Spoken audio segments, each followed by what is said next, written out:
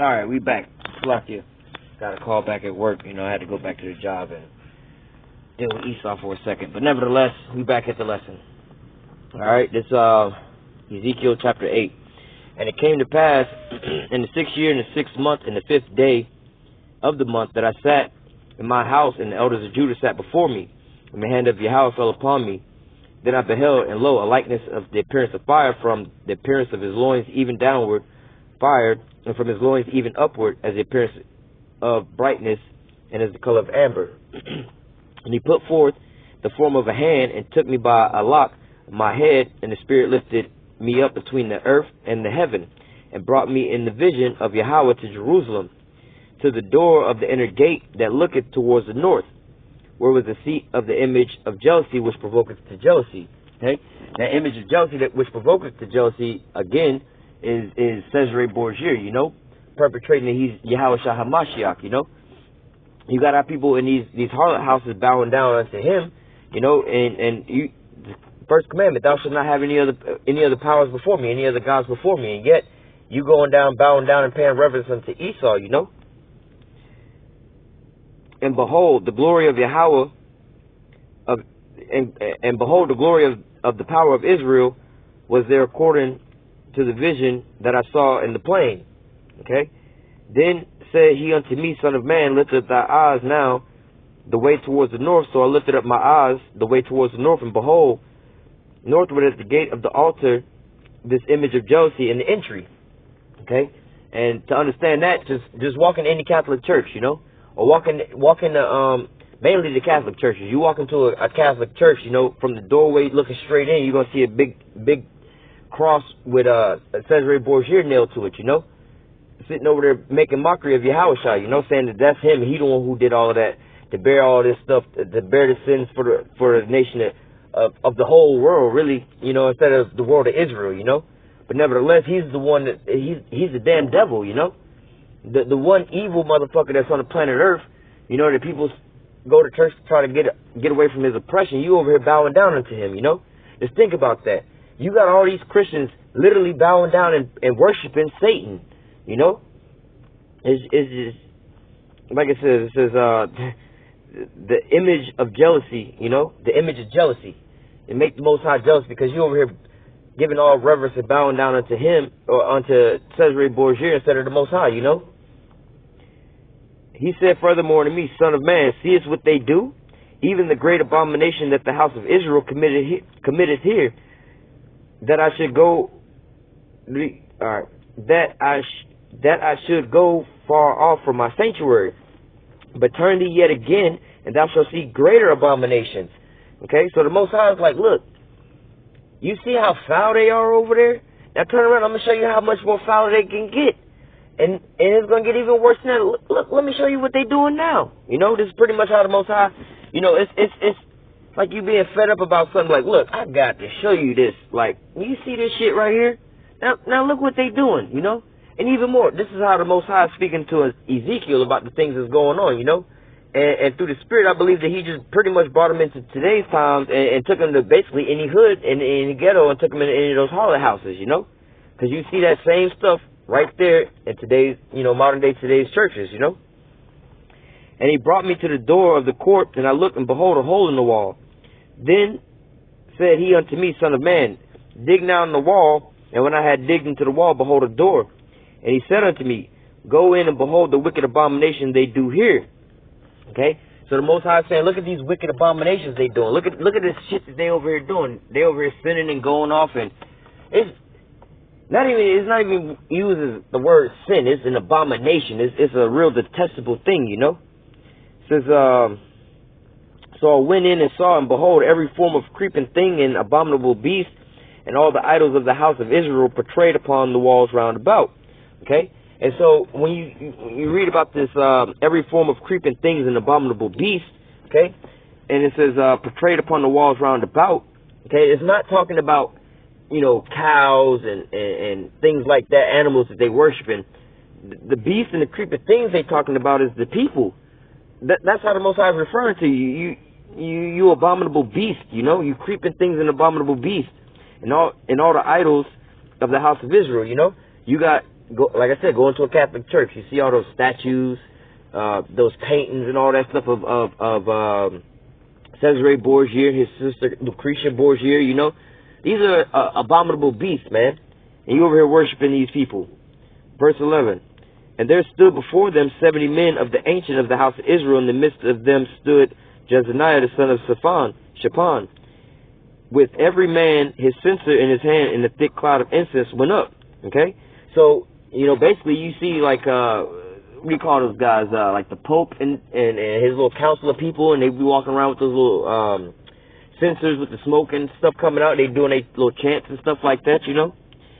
Then said he unto me, Son of man, hast thou seen what the ancient of the house of Israel do in the dark, every man in the chambers of his imagery? And they say, Yahweh sees us not, Yahweh hath forsaken the earth, you know. And you know, in the Catholic Church, you know, they be big on that pedophilia and stuff like that, you know. How dare these people who are supposed to be the heads of these churches commit pedophilia and molestation of little kids and stuff like that and don't think the Most High see them, you know. And also the same thing go in these black churches with these pastors over here sleeping with all these men's wives and all these different women and stuff like that. You know, but they don't think the Most High see them, taking up all their money and stuff, but yet they don't think that they, you know, the Most High see them, you know. Then he said unto me, Turn thee yet again, and thou shalt see greater abominations that they do. So they waxing worse and worse and worse, you know. And he brought me to the door of the gate of Yahweh's house, which was towards the north, and behold, there sat women weeping for Tammuz.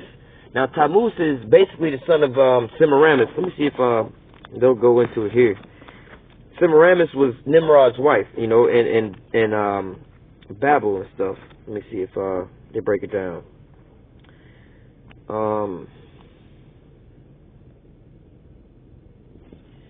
Let me see.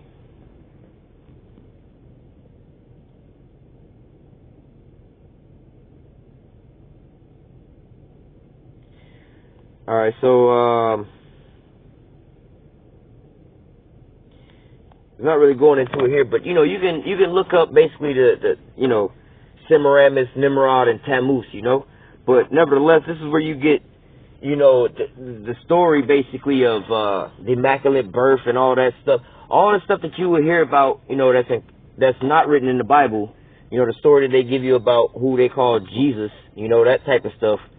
More or less, that's like this story here. You know, homeboy had a so-called Immaculate Birth. You know, his father was dead, more or less, and chopped up in a bunch of different pieces, and his body parts were scattered, and his wife, Semiramis, went and found all his body parts except for his penis, and apparently she got impregnated by a dead man with no penis, you know. And they said that, I believe Nimrod was reincarnated into his son Tammuz, you know. And basically that's the story that you have. You know, you see the picture of Semiramis holding her baby Tammuz, and that's where they get that pose from, who they call the Virgin Mary and her child, you know. And which that's basically, you know, that's where they get that image from, you know. But nevertheless, verse 16, and he brought me into the inner court of Yahweh's house, and behold, at the door of the temple of Yahweh between the porch and the altar were 25 men with their backs towards the temple of Yahweh and their face towards the east. And they worship the sun towards the east. Okay? Now when you go into the Catholicism and stuff like that, at the top, you know, you got your Pope. But above him, you got a whole other order, you know. You got like the Black Pope and then his deacons on down, or whatever their positions are called, you know, bishops or whatever they call them, you know. You have those people. But when you look at like, how do you say, they imagery or their little symbol, their logo or whatever, they got pretty much just like a sun, like, you know, a picture of the sun, and in the middle they got IHS, which I believe stands for Isis, Horus, and Set, you know, which they get that story from Semiramis, Tammuz, and Nimrod, you know. It's basically the same story being told over and over and over and over again, you know. But nevertheless, this is, you know, that's them worshiping the sun in the east, you know. That's what they worship in that top echelons of Catholicism, you know. They worship the sun, like S-U-N, not S-O-N. Then he said unto me, Hast thou seen this, O son of man? Is it a light thing that the house of Judah, that they commit the abominations which they commit here? For they have filled the land with violence. They have returned to provoke me to anger, and lo, they put the branch to their nose. Therefore will I also deal in fury. My eyes shall not spare, neither will I have pity. Though they cry in my ears with a loud voice, yet I will not hear them, you know? And, you know, you go into these churches and you see these, you know, like these so-called these so-called black women in there, they crying, oh, Jesus, save me, and I'm tired of my going off and this and that. Then they're crying and asking for salvation, but they crying into an Edomite, you know? And then they got the pork roasting for when they get home after church, you know? And then they just got their son edged up on the way to church, you know? And the Most High was like, you want me to listen to your cries and you committing all these abominations over and over again, and you weeping for some heathens, you know? You got the nerve to sit here and ask me for something and want me to do something for you, and you doing all this? Come on now. That, like, just think, you, like, I ain't even gonna get into that. It's just retarded, man. It's like you having a woman or something like that, and, you know, your woman's supposed to love you this and that. She say she love you, but, you know, she go home to another dude every night and she live over there with him, you know? She's fixing him lunch plates, you know, washing his clothes, you know what I'm saying? But yet she claiming she love you, and she say you know, you hurt. She your wife, you know? But yet she doing all the wifely things into a whole nother man. You know, she don't even call you by your name. She call you by the other man's name and everything like that, you know? Just think about how you would feel with that. You know, if your name, you know, like my name Dawadah, right? If I had a wife who claimed that she loved me and she over here calling me Steve, and then she go over to Steve's house and do Steve laundry and fix Steve food and all that stuff, and so on and so forth. She got a bunch of pictures with Steve and wedding pictures with him and so on and so forth. But yet she claims she married to me. I'm like, how you claim you married to me? But, you know, you goddamn get your, man, just think about this shit, man. It's just vexing, you know? Jump to our next script real quick. This is the book of James, chapter 2. I'm going to start at verse 2. For if there come unto your assembly a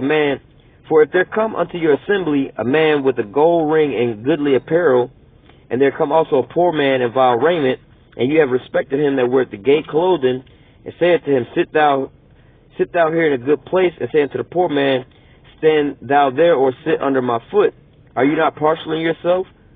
Are you not partial in yourselves, and become judges of evil? Okay? And so,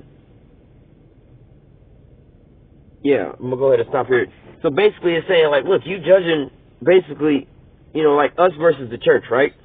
You see us on the highways and the byways, freely giving you the word, you know, freely breaking down topic after topic, scripture after scripture, you know. You're getting so much edification here, but you see us in our sackcloth and ashes and stuff like that. You're like, I don't want to hear nothing from him. You can't tell me nothing. You look like a bum. You a bumite, you know. But then you see your pastor who got this new Maybach, Benz, private jets, you know, mega churches and, you know, all kind of stuff like that, and nice suits and everything like that, Gucci suits and everything like that. You'll go into his church, oh, pastor look nice. The Lord must be blessing him, you know. It says, are you not partial? Are ye not then partial in yourselves and become judges of evil thoughts? You judging this man based off his clothes, not based off of the message or basically metaphorically the food, you know. You see a restaurant that kind of look, you know, the sign is a little run down on the outside here and there, and you see another restaurant like McDonald's who got their nice little sign and nice little menu and everything like that, but their food is abominable food over there. But you got that other little mom and pop spot who couldn't afford to get a nice sign outside, but they got good home cooked whole food, you know. But you don't want to go under there because they don't look nice on the outside. But yet McDonald's look real nice on the outside. But what are they in there serving you? Straight garbage, you know. It says, hearken, my beloved brethren, have not Yahweh chosen the poor of this world, rich in faith, and heirs of the kingdom, which he has promised to them that love him. Okay? So, you know, it was the poor that the underdogs, you know, that the Most High was looking for. You know, it wasn't these super rich people. What do they need? What do they need with the Most High? You know, they got all the things that they need. They got their God. They got that money, you know. That's all they into. They ain't even worried about the Most High because they so-called straight with their little money, you know. But ye have despised the poor. Do not rich men oppress you and draw you before the judgment seat? Okay? So, and hold on. And do they not blaspheme that worthy name which you are called? So, not only do they not acknowledge you as the real Israelites, you know, they tell you, oh, you can't be the Israelites, blah, blah, blah, because of your so-called skin tone and skin color. But yet they'll tell you they don't know what color the Israelites were. But they know it wasn't your color, you know, for a fact, you know. but they'll put up the image of Yahweh, of Cesare Borgia, saying, well, we don't really know what color he is, but this is fine. But if we was to show them an image of depiction of Yahweh, nah, he can't be that color. We don't know what color he is, but he can't be that color, you know? But nevertheless, back in verse 6 is, but ye have despised the poor, do not the rich men oppress you and draw you before the judgment seat? So basically, you know, you being oppressed by these super rich folks, you know, Donald Trump, more or less, you know, these super rich, but, you know, these, how you say, regular broke people ain't sitting over here putting you into the, you know, hardcore labor and shit like that, and overtaxing you and raising up the cost of living, but not raising up your income and stuff like that, you know.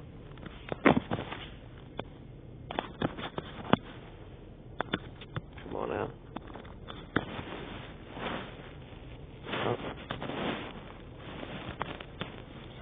This is the book of 2 Peter chapter 2. We'll start at the top. But there were false prophets also among the people, even as there shall be false teachers among you, who probably shall bring in damnable heresies, even denying Yahweh that brought them, and bring upon themselves swift destruction. Okay, so look, there's going, like in today's terms, you know, people. It's hard for regular everyday people and Christians to understand. You try to tell them, like, look, them pastors is lying to you. Don't go into those whorehouses. They just deceiving you. You're like, nah, they wouldn't do that. Why would somebody that claimed to be a man of the Lord try to deceive you like that? Because that's the last place you would look for somebody to deceive you, you know? But if you was actually reading scriptures, the scriptures repeatedly say this over and over again. It says, but there were false prophets among the people, even as there shall be false teachers among you, who probably shall bring damnable heresies, even denying Yahweh that brought them, or Yahweh that brought them, and bring themselves swift destruction, you know? And that's what's going on today in these churches. Like I said, they deny the image of Yahweh, the depiction of Yahweh, but they accept the image of Cesare Borgia, you know? And they also teaching damnable heresies. All the laws is done away with. You can have pork, you know? And many shall follow their pernicious ways, by reason of whom the way of truth shall be evil spoken of. Okay? The Lord couldn't have been a black man, you know? Oh, you can eat pork? That's evil for you. Tell me I can't eat whatever I want to eat. You know, Jesus is going to save me from all my sins. You know, I can go over here and sleep with whoever wife I want to. Just, you know, Jesus understand. Jesus know my heart, you know? And many shall follow, verse 3, and through covetousness shall they with vain words make merchandise of you, whose judgment now of a long time lingereth not, and their damnation slumbereth not. You know, it says, and through covetousness they shall with vain words make merchandise of you, you know? That's that prosperity doctrine. The more you give unto the Lord, the more he gonna bless you with. Just plant a seed, brother, and the Lord gonna water it for you. You know? That's all this wickedness. They making merchandise of you. Oh, you gotta buy this new book, this new women's study book, or this new men's study book, you know? They just really pimps and hustlers, man, taking all the money from basically broke people, you know?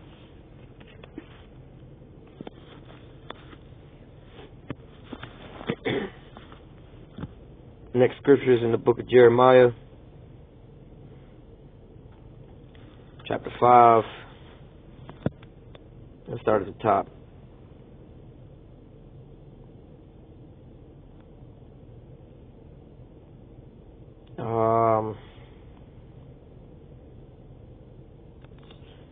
Yeah, I was going to try to run through this for time, but we're going to have to just break it down. Jeremiah 5:1.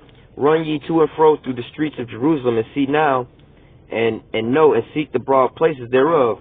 If ye can find a man, if there be any that execute judgment, that seeketh truth, I will pardon him, you know? Basically, go through and see if you can find any men of the Lord or any righteous men. If you do, I'll forget their sins, you know, I'll blot out their sins. And though they say, Yahweh liveth, surely they swear falsely. You know, you got a bunch of these people, you know, if, like the question I asked, hey, if you can go find a man of the Lord or some righteous men, you know, the Most High gonna save them, you know?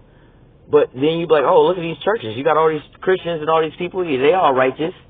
It says, as though they say, Yahweh liveth, surely they swear falsely, you know? Oh, we believe in God, we believe in Jesus, but yet really they swear falsely, you know? They don't really understand, they know not what they worship, you know? Oh, Yahweh, are not thy eyes upon the truth? Hast thou stricken them, but they have not grieved? Hast thou consumed them, but they have refused to receive correction? They have made their faces harder than a rock. They have refused to return. Therefore I said, surely these are poor, they are foolish, for they know not the way of Yahweh, nor the judgment of their power. Okay? And that's basically talking to these Christians. You know, they don't understand what's going on. They over here eating pork, thinking they're going to be saved and raptured on up, you know? But they ain't keeping the law, statutes, and commandments. Yahweh Shah going to say, depart from me, you workers of iniquity, I knew you not, you know? I will get me unto the great man, and will speak unto them, for they have known the way of Yahweh and the judgments of their power, but these have altogether broken the yoke and burst the bonds. Okay? That's talking about the men of the Lord. You know, we're not basically under these, we still under oppression, but we're not up under these, these idols, more or less to say, to keep going. It's like you basically got a credit card and you in debt, right? And you paying off your debt with that same credit card or another credit card, you know? You just transferring debt to debt. You're never going to get out of your hole, you know? But basically here it's saying, like, look, we realized we was in debt, and now we want to go to the credit counseling or something like that, and we want to get our credit cleaned up, you know? We decided we was going to make a change, you know? Now we done broken the yoke and burst the bond, so now we no longer further digging ourselves into debt, and we working our way up out of there. Wherefore a lion out of the forest shall slay them, and a wolf in the evening shall spoil them. A leper shall watch over their cities, and every one that goeth out thence shall be torn into pieces, because their transgressions are many and their backsliders are increased. And this is why you have this is why you have people like Dylan Roof rolling up into these churches and gunning our people down, you know?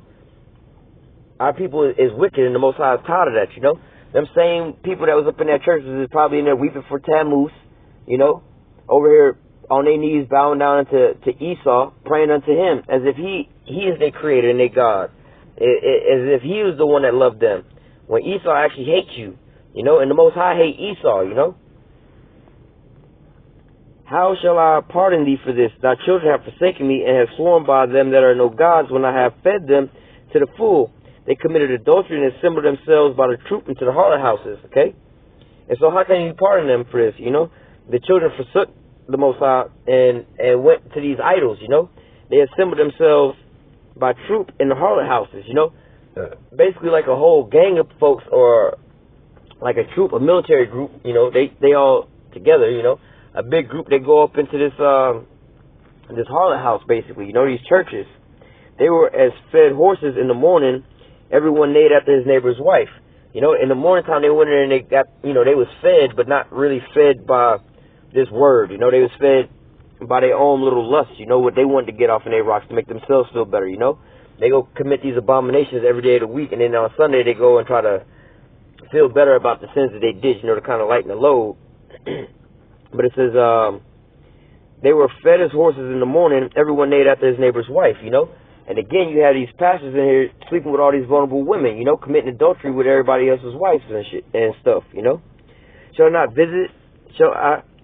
not visit for these things, saith Yahweh? Shall not my soul be avenged for such a nation as this?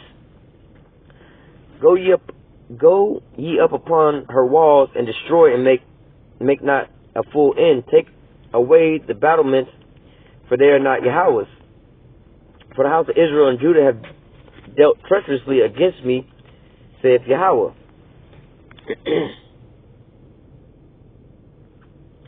They belied Yahweh and said, it is not he, neither shall evil come upon us, neither shall we see sword or famine, you know. We try to tell our people on the highways and the byways that this image that you think of as who the world calls Jesus Christ is actually Cesare Borgia, and this is actually, you know, we show them a different image, like, and this is actually the image of, you know, a depiction of how Yahushua is depicted in the scriptures, according to the scriptures, you know. Then they said, you know, they belied Yahweh and said, it is not he. Nah, this can't be the Lord, you know. This can't be what the Most High and his son look like, you know. And it says, but neither shall we see sword or famine. Nah, I'm saved, you know. That's one of the things they love saying is that they saved. Ain't no calamity is going to come their way. Okay. And the prophet shall become as the wind, and the word is not in them. Thus it should be done unto them, you know. But nevertheless, we're going to jump to the next script. It's Still in the book of Jeremiah, chapter 23.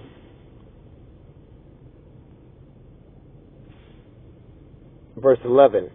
For both prophet and priest are profane, yea, in my house I have found their wickedness, saith Yahweh. Wherefore their ways shall be unto me.